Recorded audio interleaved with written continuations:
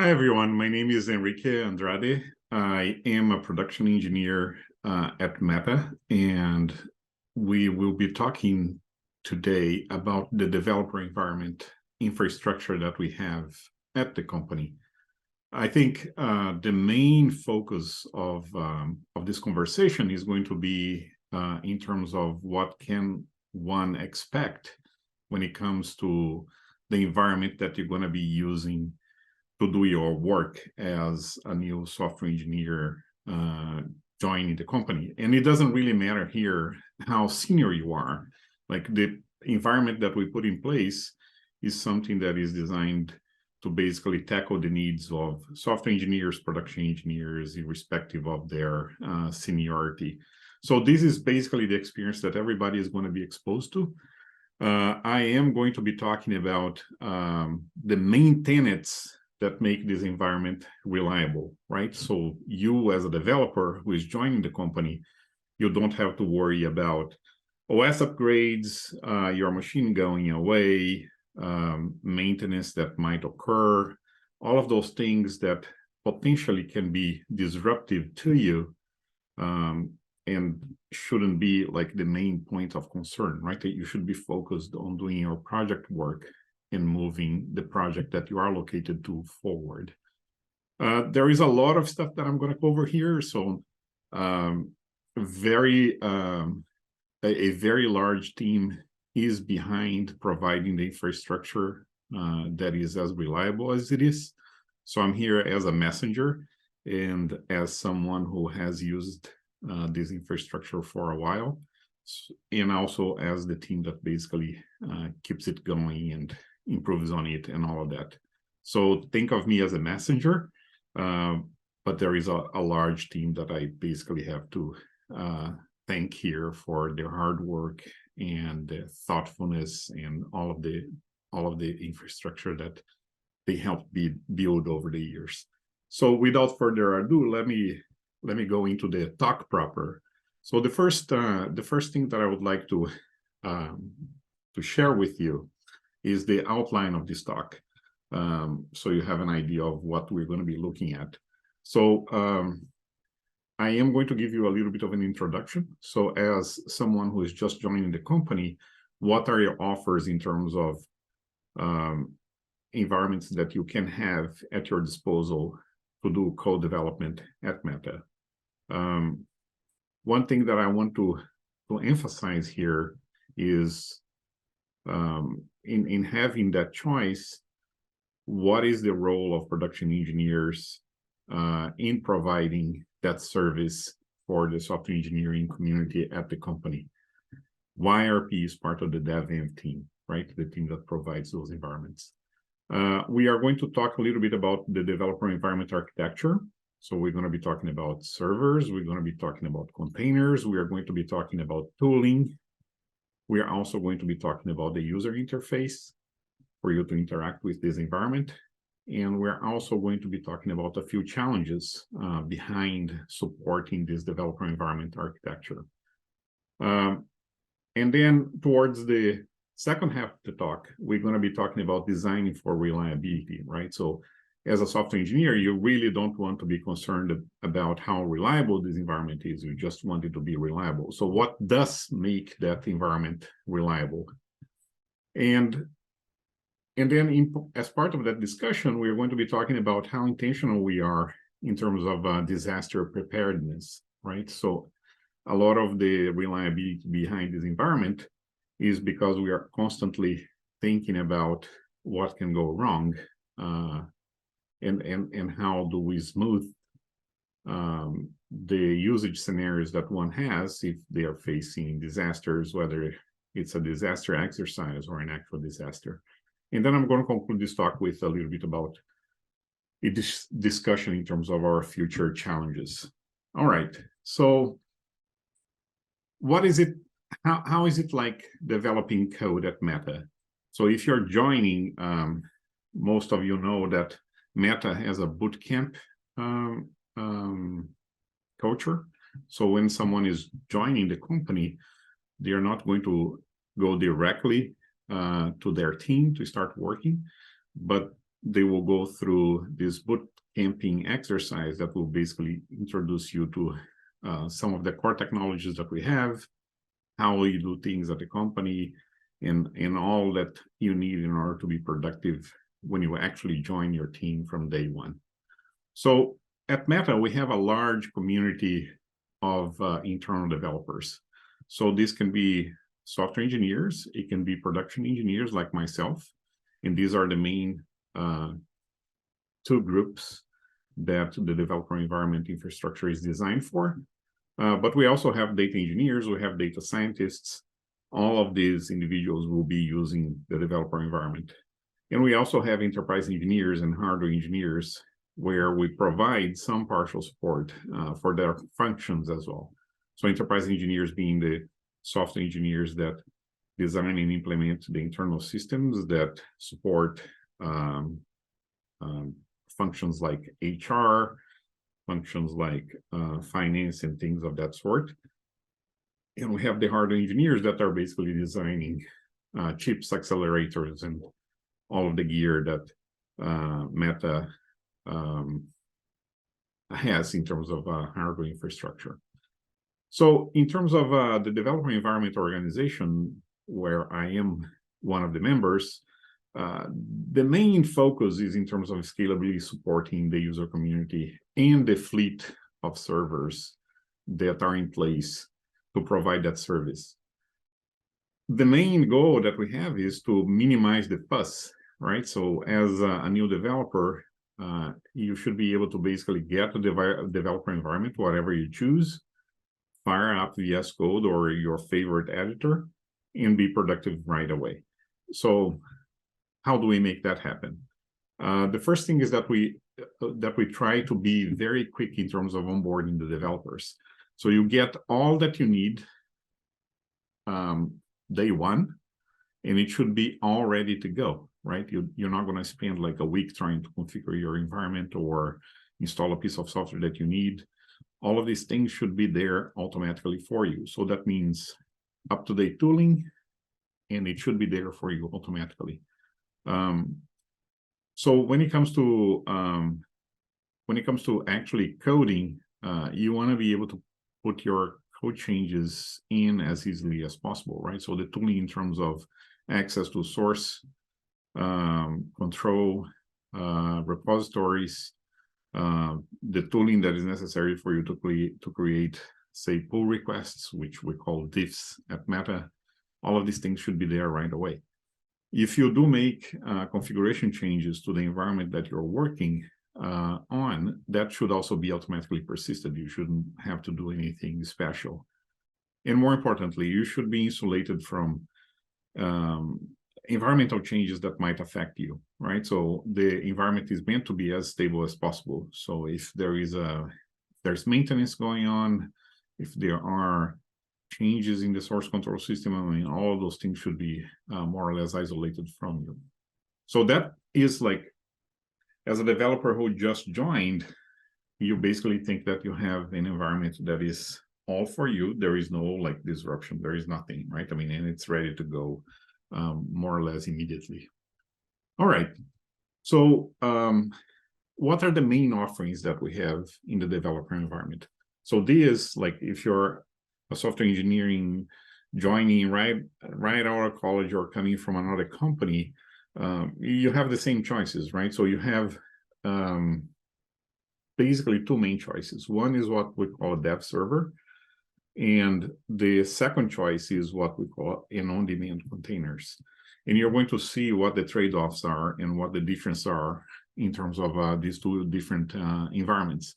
So on the dev server, this is more similar to having a pet environment, right? It's basically a Linux server that is located in one of the data centers. You have a choice of which data center is more suitable to your physical location. And we have different flavors of that. It goes from VMs. They have different sizes. They have different amounts of memory. And it can go all the way to a physical server for those who need that, right? So some people are doing, say, kernel development. They are working on low-level device drivers and things like that, and it might make sense for them to have a physical server. And then there are certain special flavors, right? So if you're doing development with GPUs, or if you have the need to access certain types of accelerators, there are certain flavors that you can pick that is more suitable for the work that you're going to be doing. Now, in terms of the lifespan, when you get one of these dev servers, they might be temporary or they might be permanent. So suppose that you're in a short-term project to improve a device driver. So you might need a physical server just for a couple of weeks. But you also have the choice to get something permanently because you're going to be using that basically continuously throughout your career at Meta. The interesting thing about dev servers is that they run the production environment and they run in the production network. So as you are testing, debugging, you're basically inserted into the environment that will give you access to everything that powers the Facebook infrastructure. You can have certain utilities and tooling pre-installed. So we will talk about provisioning, but there is a way for you to basically say, oh, I need all of these tools pre-installed, and if I get a new server, I should have all of these tools already pre-installed. So you can do things like that. You have remote terminal access, so you can just SSH into the box, or you can also use VS Code and work on your laptop connected directly to that dev server behind the scenes. Every server is managed by a provisioning system. So that means that they are permanently provisioned, and that means that if there are updates to external software to internal software, all of the upkeep that is necessary is done for you automatically. And they have, as I said, default access to internal resources, but you do not have direct access to the internet. There are tools and there is infrastructure to do that, but that is not necessarily available out of the box. And we try to minimize that, right? Because that introduces potential risk as well. There is the ability to install pre-cooked features, and by features we mean the infrastructure around certain software packages that might help in your development work. And there is also what we call one-offs. So those are things or tools that you as a new developer, you might be using a spell checker that you like or an editor that you like. You can also set that up and have that installed in any dev server that you get from that point forward. Dev servers can also be shared. So sometimes you're working with a team, like you're hired and you're going to be working closely with someone else in your team or in a different team, and you can definitely share the access to that dev server with that team. And there is also the ability to do migration between dev servers. So suppose that for one reason or another, you need to get a bigger dev server, or you need to get a dev server in a different region, you can migrate from one to the other quite easily.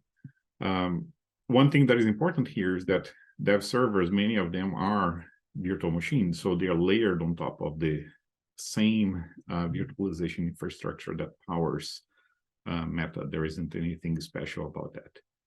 All right, so the second offering that we have is called the OnDemand Containers. So the interesting thing about containers is that they are pre-warmed and pre-configured with like source control, the repositories that you might be working on, linters, but they are ephemeral.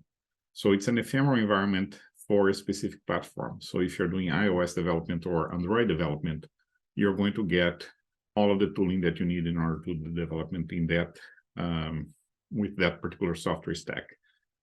They have multiple hardware profiles. So this means memory amounts, whether they have GPU access, whether they have access to certain accelerators, and they are also accessible via IDE, right? So via VS Code or via the CLI. It depends on how you like to work. they are focused on workflows.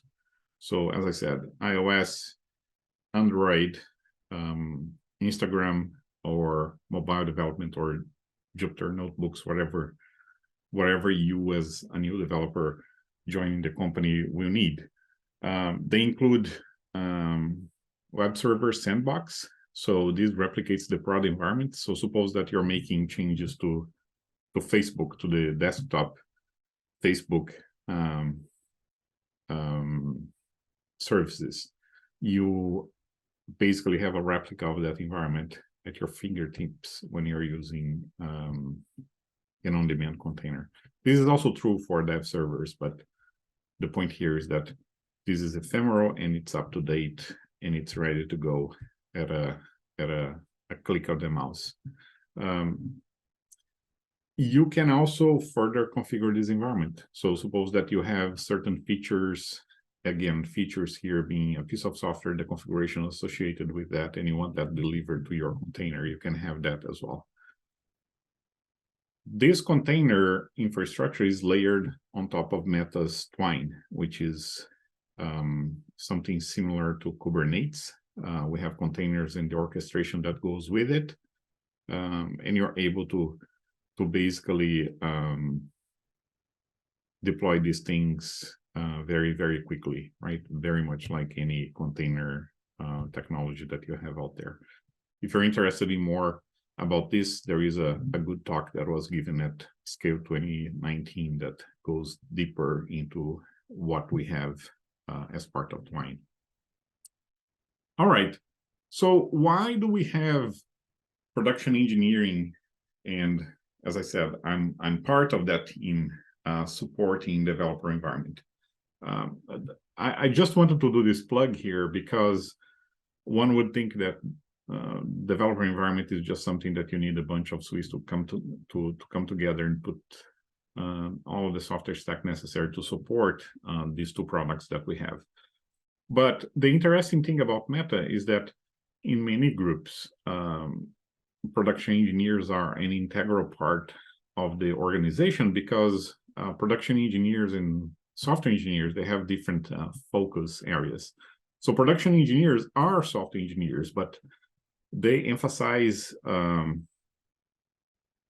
are basically interested in terms of how to operationalize a service, right? So integration and operations, and they are usually the ones that are responsible for managing the service deployment, the interaction, troubleshooting, and think about all of those things at scale, right?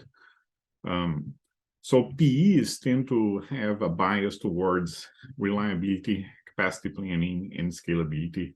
And they are always focused on deployment, on running upgrades efficiently, on configuration management, and also on a day-to-day basis, performance, tuning, and efficiency.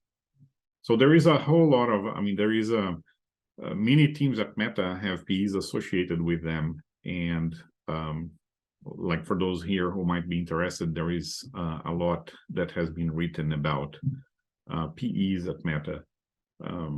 Other companies have similar organizations, like the SRE organization at Google, the SRE organization at, say, Bloomberg, where I used to work. But it is an interesting mix, right, in terms of running efficiently services at scale.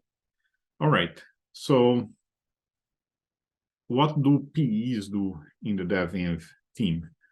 The main one of the main missions that we have in DevEnv is basically the efficiency of our developer community, right? In companies like Meta, Google, other companies that are software intensive, your productivity, like the company's productivity is predicated on how productive the people who are writing the code and maintaining the code are.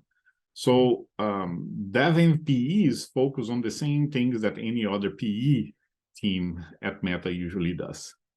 But in our case, we have a particular target on developer efficiency. So we want to make the service awesome.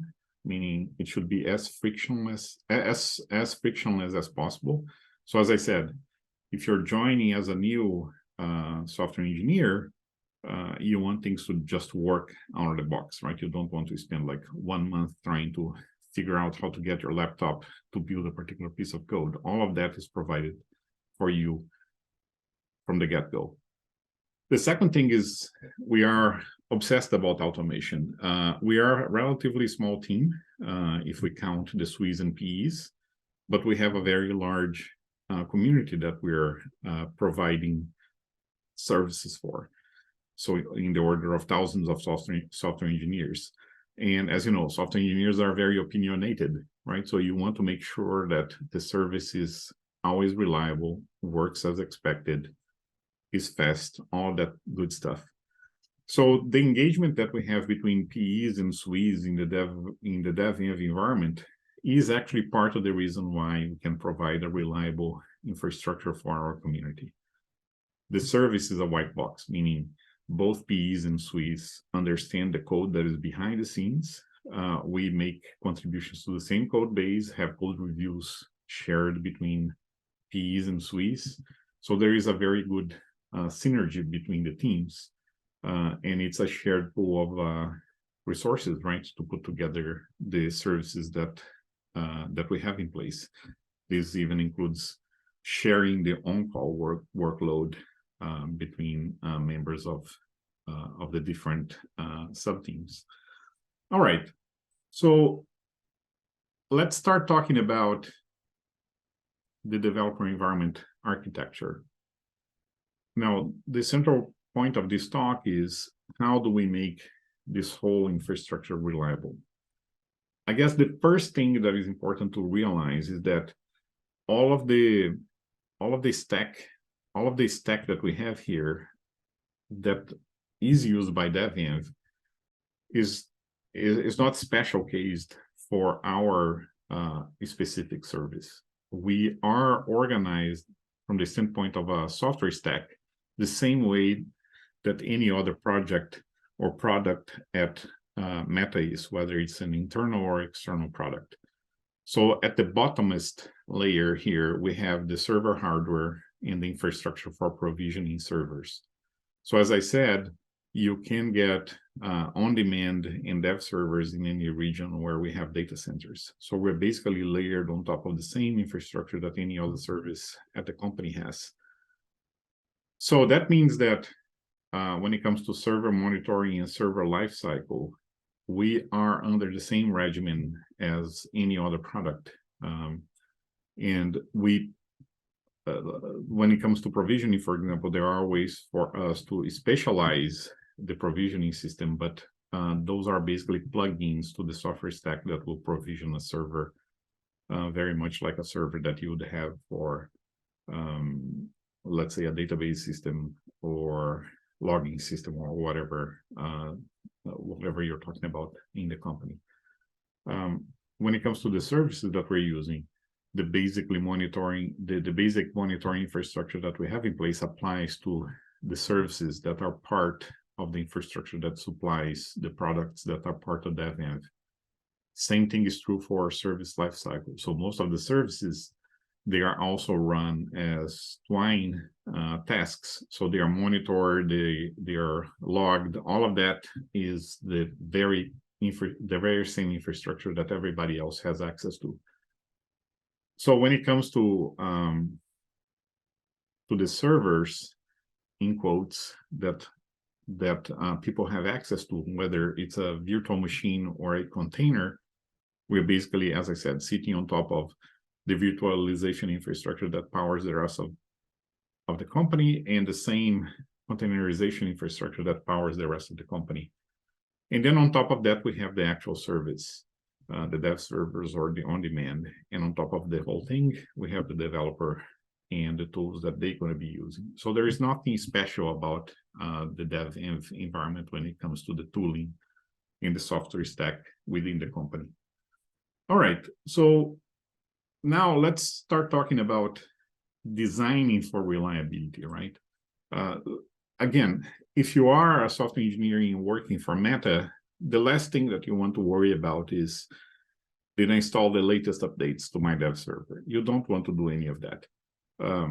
You don't want to worry about backups and that particular dev server potentially crashing and you losing a day of work because of that. So there are many things that we do when it comes to designing for reliability, right? We want to make that new developer as well as the long-time developers that we have in the company as productive as possible.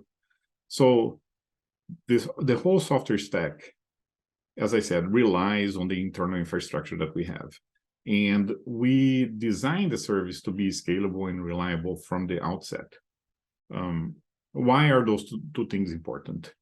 Scalability is important because, I mean, during many years, the company was growing at a very high pace in terms of onboarding new developers, creating more services and things like that. And we have to have the ability to basically ramp up all of these people that were being hired at a very fast clip. We also have to be reliable, right? I mean, as I said, the team is small. We don't have the ability to handhold every single developer. So most of the things have to just work. And providing reliability in a company like Meta or many of our peers, it means that we have to design for an unreliable world, right? Switches die, servers die. What can you do in order to basically insulate people from all of the dynamic things that happen when you have a very large fleet? So we basically relied on a bunch of internal services that were designed to cope with an unreliable world. So DNS, all of the infrastructure that powers the internal systems, which is highly reliable and scalable. Service router, which is basically a way that allows users or clients of a service to find the servers, and again to cope with any unreliable any unreliability that might befall that particular service.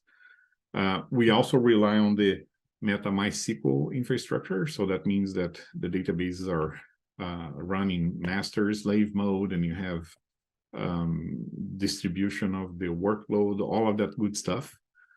We also rely on the provisioning infrastructure, so you can basically ramp up a new dev server very quickly if you have to. The provisioning system has all of the recipes, all of the infrastructure to basically bring a fresh server to a running state quickly. We also rely on the virtualization infrastructure. So again, it's very easy to turn up a new virtual machine to potentially supply the dev server environment to a new developer. We also rely on the containerization infrastructure, as I said. And there is like a plethora of other services that we rely on. So one of them is the auto remediation infrastructure. So many of the common failures that one might face when it comes to a particular service that you're providing has automatic remediations, right? Something goes wrong, there is a predefined set of logic that will run in order to rectify that particular failure. So the other things are more on the logical side, right? So one of the things that is important and it's integral part of the culture at Meta is what we call SAV reviews. So every time that we have an outage, it can be an outage in our service or in one of the services that DevEnv uses, we have a formalized process to review what created that site event, right? SAV stands for site event. So the main thing is that very much like in the aviation industry, if something goes wrong, we want to be able to learn from it and improve from it. So an issue like that doesn't reoccur. So DevEnv, I guess the other important aspect of designing for reliability is fitting in with the overall company infrastructure when it comes to disaster recovery. So Meta as a company has a well-defined process for running disaster recovery exercises and for potentially automating things that one might need to act on in the face of an actual disaster or a disaster exercise. This is another area that is very interesting. There is an external talk that discusses this in more detail, but the key message here is that the developer environment fits in very well with the disaster recovery strategy for the company. So there are multiple strategies that we have in place in terms of the ops side of the business here. So in terms of team-facing strategies, we have on-calls and we have runbooks. So if something should happen to the service, we try to strive for having well-defined runbooks that the people who are on call during that particular week can just follow on. So there is continuous coverage with good reporting and basically workflows that dictate how you should transition from one call shift to the next. And there are well-documented workflows, as I said, for every on-call, whether they are someone who has been doing this for a long time or someone who had just joined the team, right? So we try to basically spread that knowledge to the people who are holding the fort, so to speak. And then there are certain strategies that are user-facing, right? So how do we ensure that you have that perception that the environment is reliable? And the main thing here is communicating, right? So we try to have well-developed communication strategies to talk to the user community. For example, if we know that there's going to be outage of a particular service because we are running a company-wide disaster recovery, we have a strategy in place to communicate with the user community to alert them that they should be on the lookout and they should prepare for that exercise.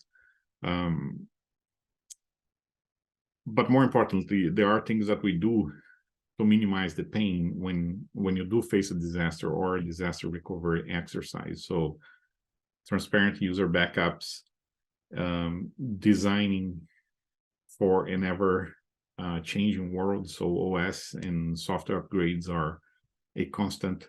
How can we do those things without disrupting the user and giving them like a reliable environment to work on? All right, so let's talk a little bit about user-facing and infra-facing automations, because those automations are the things that are basically going to ensure that the environment is reliable. And we try to do those things in such a way that we don't disrupt the typical development workflow that a software engineer or PE has in their day-to-day. So the first thing is that common issues should be self-service. So from a user standpoint, if something goes wrong, many of our tools have a mode by which they can self-diagnose and self-correct issues that you have in place. So there will be scripts or there will be tooling for you to basically run, and those tools will basically go through a set of validations and eventually correct the situation for you. In the worst case, many of these tools also have what we call a rage mode, which allows you to basically run through all of those self-correcting steps, but also collect evidence in case it doesn't work. So the team that owns that particular product can look at well-defined logs and data to help rectify that situation. On the team-facing side, we have tools like Drain Coordinator and the Coordinator, and these are automated tools that suppose that you have a server that is going to undergo maintenance, right? So there's a bunch of choreographed steps that will take place in order to not disrupt the end user. So one of the things that that we might be doing is that if you have a dev server that happens to a virtual machine, we could potentially move it to a different physical service without disrupting the end user who is allocated, who is the owner of that dev server. There is also something called the combinator that basically automates the process of sending a server to the shredder if it has hit end of line, right? And potentially alerting the users, doing all of the tasks that are necessary to basically drain that particular server and indicate to the user that they have to move on to a different environment. All right, so I think so the next thing that I wanted to talk a little bit about is that, again, if you're a developer, you don't want to be doing your own planning for disasters. More importantly, you don't want to be concerned with when disaster preparedness exercises are going to be run, right? So how do we prepare for disasters in such a way that we don't disrupt the developer efficiency for the company as a whole, or for a particular developer individually? So the first thing is capacity planning, right? We design our service to have spare capacity in different regions, under the assumption that if you need extra capacity to move people around because there is maintenance going on in that particular data center, that people can just migrate automatically from one, like if they are using a dev server that happens to be a VM, that they can be moved to a different physical service. We also design for ephemeral access, right? So in fact, the majority of our developers, they tend to use the on-demand containers, which are ephemeral, and every time that you get a new one, you get the freshest setup possible, right? Because these are short-lived tasks. I think they live for a day and a half, and that's it. When you get the new one, you have the latest version of the source control system, of the linters, whatever, right? It comes brand new to you. The other thing that is important is that we run these disaster recovery exercises. We have two kinds. When it comes to the impact to the developer environment, we have storms. So storms is the term that we use internally. It comes from an actual storm, right? Those tend to hit the east coast of the US rather frequently, and they can be as disruptive as taking down a data center fully, right? So we call these exercises storms. And we also have dark storms where we can potentially wipe the contents of random dev servers. And this is to ensure that we have the infrastructure and people are aware of this particular aspect of their dev servers. The other part that is important here when it comes to disasters is that you have good tooling, right? So you have to be able to drain people from a particular region. So for example, if you're not going to have access to a particular data center, you have to make sure that you don't let anybody use that particular region, right? If they are trying to get a new on-demand container, that they don't go to that region. And for those who are in that region or will be in that region doing one of these exercises, you want to basically drain them out, right? So they don't lose anything as the exercise takes place. We also invest a lot in terms of automating runbooks. So runbooks are basically like a cooking recipe in terms of what one needs to do as you're running these exercises, right? From notification to draining, all of those things should be spec'd out in the runbook. We also have dev server live migration, right? So that means that we have the ability, relying on the virtualization stack, to basically move one server from a physical server to a different one without disrupting the user. So you don't even have to power down your VM. We also invest on backup and migration workflows. So if you do lose your dev VM, you have to have the ability to basically allocate a new one as painless as possible. And then we have some strategies in place to survive internal DNS failures, right? So if that does occur, we have tooling to basically allow you to get to the dev server without or bypassing DNS when that's necessary.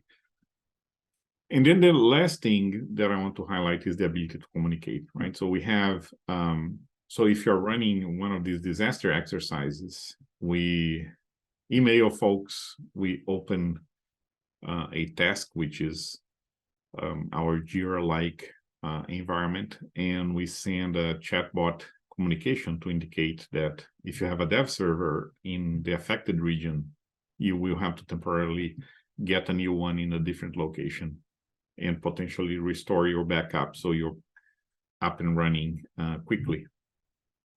All right. So let's talk a little bit about storms and drains, right? There are two types of exercises, storms and drains. So storms are those exercises where we completely disconnect the network from the data center. So it simulates like a complete loss of that particular region. We also have drains, and drains is when we selectively drain a site and fail over to a different site. The network remains up. So why do we do these things? First, we want to periodically be able to test all of the infrastructure to gather signal for things not being resilient to the loss of a single region. Why do you do this thing periodically, right? Because once you work all the kinks out of the system, it should remain good, right? But that's not the reality. The reality is that our software stack is constantly evolving. So it might be that you cleared all of the design points in one exercise, but someone introduces a feature that creates a single point of failure again. So that's the reason for doing this thing frequently. And the point really is that we want to be prepared for large-scale power outages or network incidents or even self-inflicted issues that might occur. So we do this thing on a periodic basis to, again, continue to validate that our design decisions, our architecture, everything is in place in order to provide that high efficiency environment that we want to provide. So what types of signals do we collect when we run these exercises?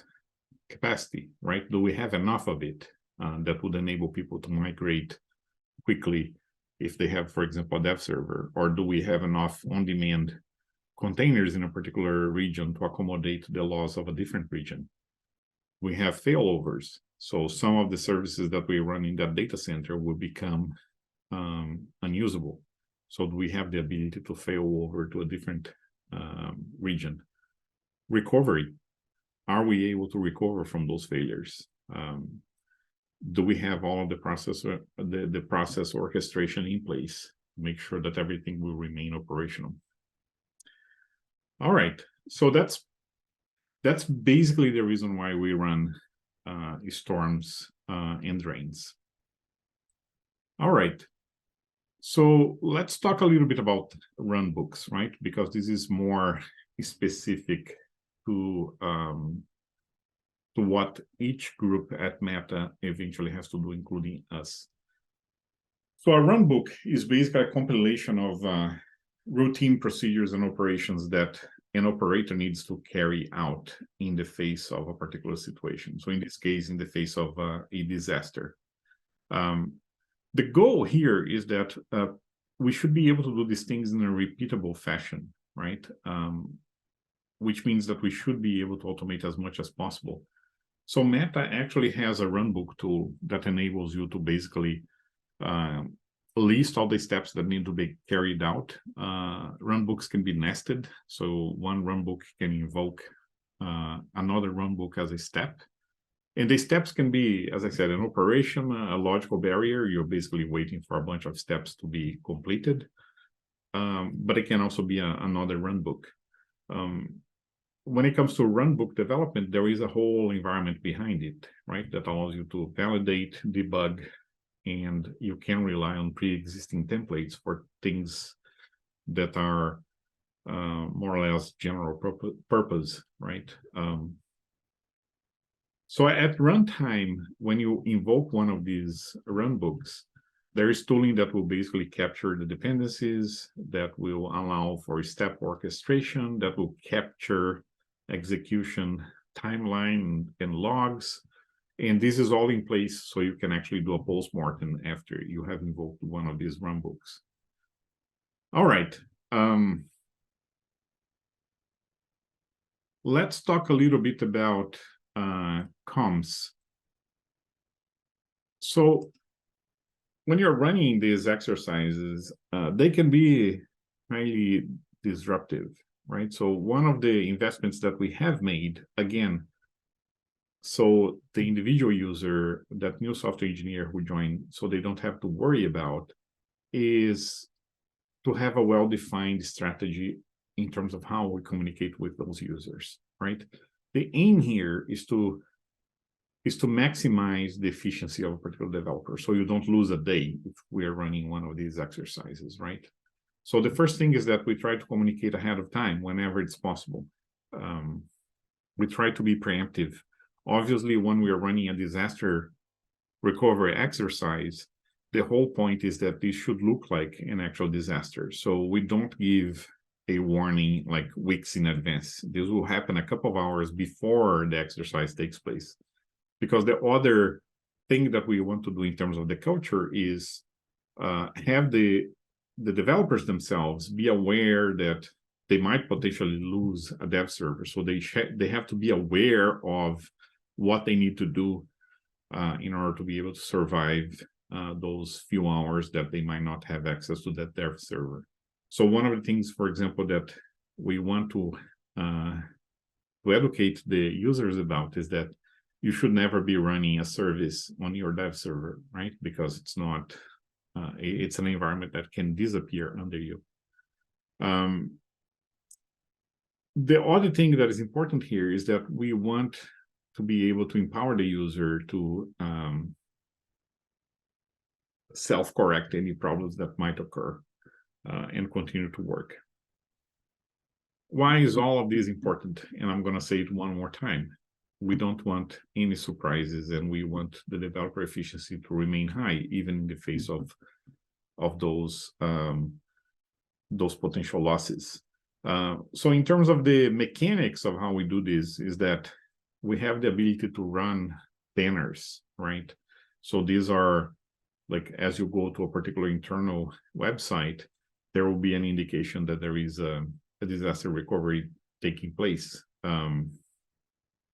And these basically, I mean, the Shannon banners are basically a way to broadcast information so everybody's aware of it efficiently, right? So the second aspect to this is the automation of alerting for developers. As I had mentioned before, there are emails, tasks, and chatbot messages that go out very quickly, which will enable you to basically react to the loss of a dev server, for example. All right. One other thing that I wanted to talk about is the ability to live migrate users or virtual machines.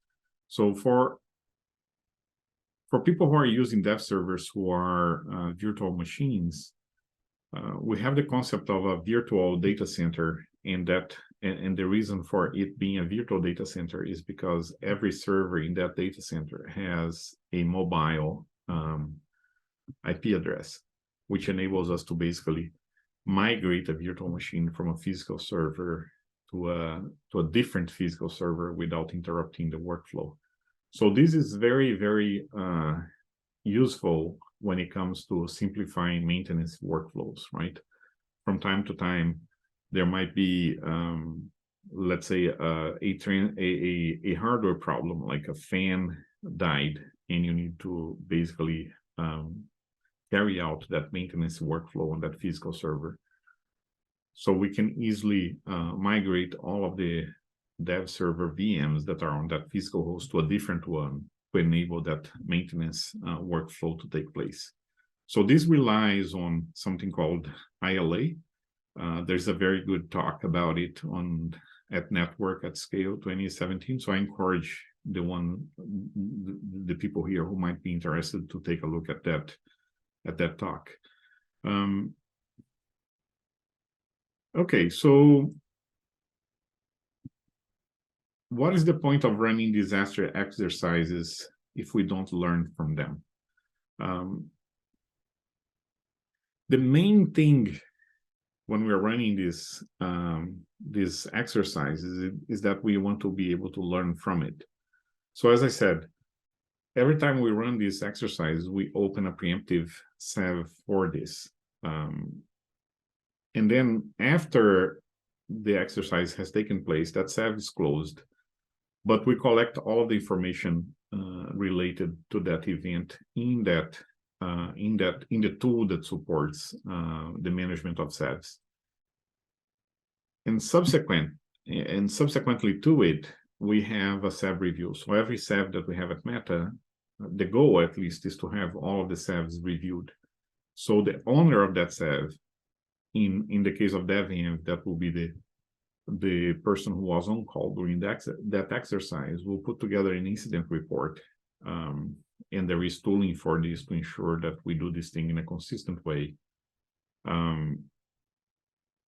This thing is reviewed by a group of senior engineers and whoever wants to join that process. And as a result, we will produce a bunch of tasks to drive the process of improving whatever needs improving.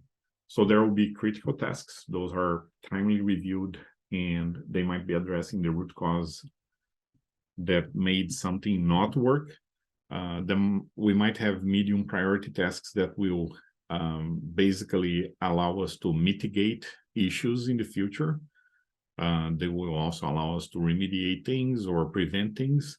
And there might even be exploratory tasks that will drive architectural changes, potentially redesigning services that have shown not to be reliable to potential disaster scenarios. Okay, so the key thing here, again, is we learn from disasters so we can provide that environment where people are always productive, right? They don't have to worry about their developer environment. All right, so let's talk a little bit about the future as we conclude this talk here. The first thing that is in front of us, again, to make sure that that new software engineer or the old timers, they remain as productive as possible, is to harden the infrastructure to tolerate disasters. So we are currently in the process of better integrating with the reliability program maturity model, right? So we're improving our on-calls. We are investing a lot in terms of observability and incident management, and also in terms of crisis response. So what are the things that we can do in order to better respond to potential failures that we might have in the environment? Now, we have to remember that dev resources are critical in the disasters, right? I mean, oftentimes, having access to your dev server is what a PE or a SWE who is working on an actual disaster needs, right? So the environment has to be bulletproof to enable people to work through things that might be affecting other parts of the computational infrastructure at the company. There are interdependencies, right? So one of the key things that we have been working on is on being resilient to DNS outages. One thing that might not be clear here is that dev servers are Linux servers. So how do you get to a Linux server if DNS is down, right? So we are working on, so we have worked a lot on infrastructure to enable that to happen. And then there is the whole thing of being able to work with degraded access to source control and continuous integration and delivery. How can we make, like oftentimes in order to fix an actual SAV or an actual disaster, you have to ship more code, right? Or to undo things that have been done. How can we make those things work? And then there is the whole thing of improving the reliability practice, so to speak, right? So we are investing a lot in terms of architecture and code reviews.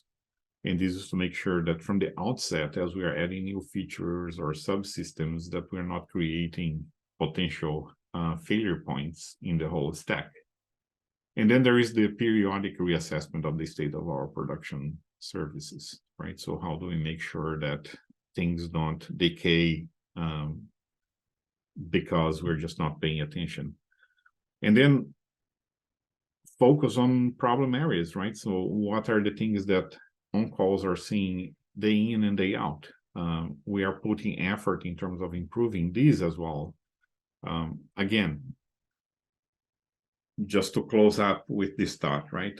All of the work that you saw here, all of the architecture that you saw here is in place in order to enable people, and people here, software engineers, production engineers, data scientists, to work as efficiently as possible without having to worry about the environment that they are working in.